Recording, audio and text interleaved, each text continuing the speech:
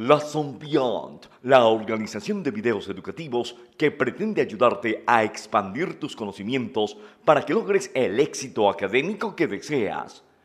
Proveemos videos de álgebra, física y química. Somos Lesson Beyond, porque queremos darte tutorías que estén un paso más por encima de tus necesidades académicas. Lesson Beyond, tutorías que superan tus expectativas. Vamos a iniciar el tema del movimiento de los proyectiles. Observemos aquí. Un movimiento parabólico, o también llamado movimiento de los proyectiles, considera dos movimientos. Uno a lo largo del eje vertical y otro a lo largo del eje horizontal. A lo largo del eje vertical, ¿por qué? Porque el cuerpo simultáneamente, como va ganando distancia horizontal, también va ganando altura. Observemos por lo menos este punto. Este punto tiene una distancia aquí en X y también tiene una altura en Y.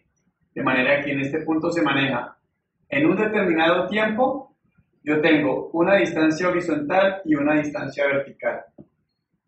Cuando el punto viene aquí ya de caída, de bajada, también tiene en un determinado tiempo una distancia horizontal y una distancia vertical.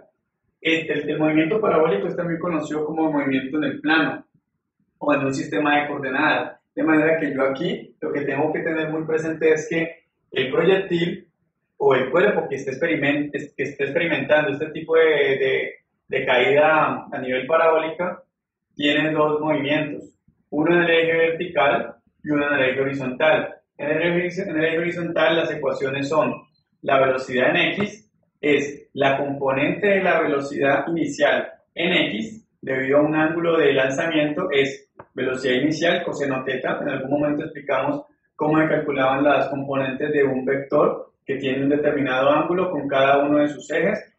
Entonces, la componente de la velocidad inicial en el eje X sería la velocidad inicial por el coseno del ángulo. Y la componente de la velocidad inicial en el eje Y sería velocidad inicial por el seno del ángulo. Entonces, aquí se manejan lo que son las siguientes variables. El ángulo de lanzamiento, la velocidad inicial con la que el cuerpo es lanzado, la trayectoria, la distancia horizontal de caída, la altura máxima y el tiempo en que se alcanza la altura máxima. Entonces, continuando con las ecuaciones, a lo largo del eje X, la componente de la velocidad inicial en el eje X sería velocidad inicial por coseno de teta. Y a lo largo de este mismo eje, el movimiento es un movimiento uniforme rectilíneo. Esa velocidad no cambia. Entonces, a lo largo del eje X, el proyectil tiene un movimiento uniforme rectilíneo. Y recordemos que para el movimiento uniforme rectilíneo, la distancia sencillamente es velocidad por tiempo. En este caso es velocidad inicial, coseno del ángulo por tiempo. Aquí lo que hago adicionalmente es despejar la variable t en términos de la distancia y la velocidad inicial coseno de teta, debido a que más adelante voy a necesitar este reemplazo. Si ahorita miramos las ecuaciones en el eje vertical, me doy cuenta que en el eje vertical tengo un movimiento uniforme acelerado. ¿Por qué uniformemente acelerado? Porque el cuerpo está subiendo y deja de subir en este punto debido a que la gravedad actúa sobre él. Y posteriormente, cuando él empieza a caer, la gravedad sigue actuando sobre él. La gravedad va a actuar tanto en la trayectoria de subida como en la trayectoria de bajada, haciendo que él deje de subir y posteriormente que él realice la misma trayectoria, pero ya cuando viene en caída.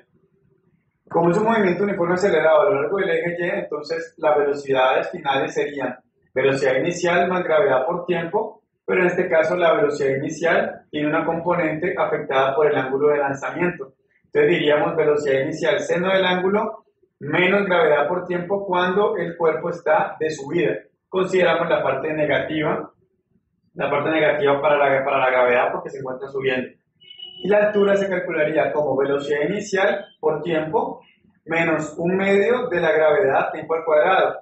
Pero como la velocidad inicial tiene una componente debido al ángulo de lanzamiento, entonces diríamos velocidad inicial seno del ángulo por tiempo, la parte negativa de la gravedad porque el cuerpo está subiendo, menos un medio de la gravedad por el tiempo al cuadrado.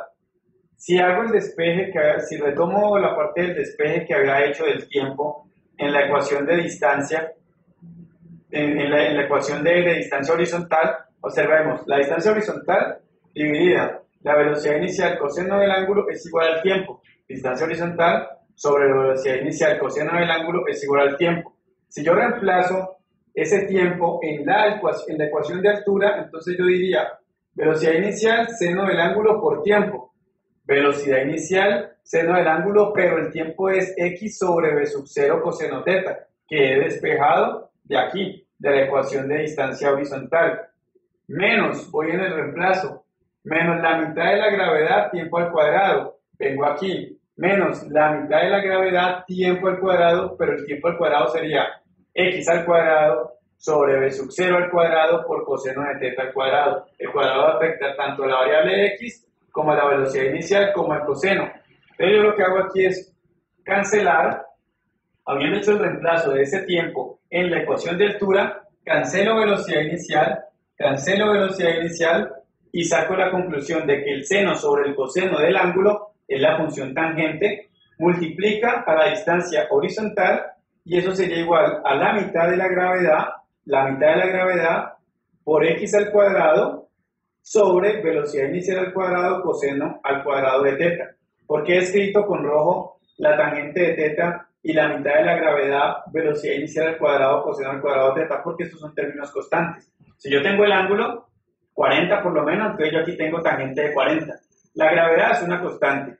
La velocidad inicial tampoco cambia. Con la que yo lo lanzo no puede cambiar a medida que él va subiendo. Y el coseno del ángulo tampoco puede cambiar. Entonces la única variable aquí es la distancia x. Esta es una ecuación mucho más práctica y resumida que solamente me relaciona la distancia horizontal con la distancia vertical para un determinado tiempo. Aunque aquí el tiempo se encuentra de una forma implícita. No se encuentra la variable tiempo aquí de una forma directa. Aquí se comprueba, al hacer este tipo de reemplazo, que la ecuación que la gráfica de esta trayectoria es una gráfica de orden 2, una gráfica cuadrática, lo que quiere decir que es una parábola. El coeficiente de la parábola es negativo, por consiguiente la parábola efectivamente abre hacia abajo y tiene una concavidad también hacia abajo.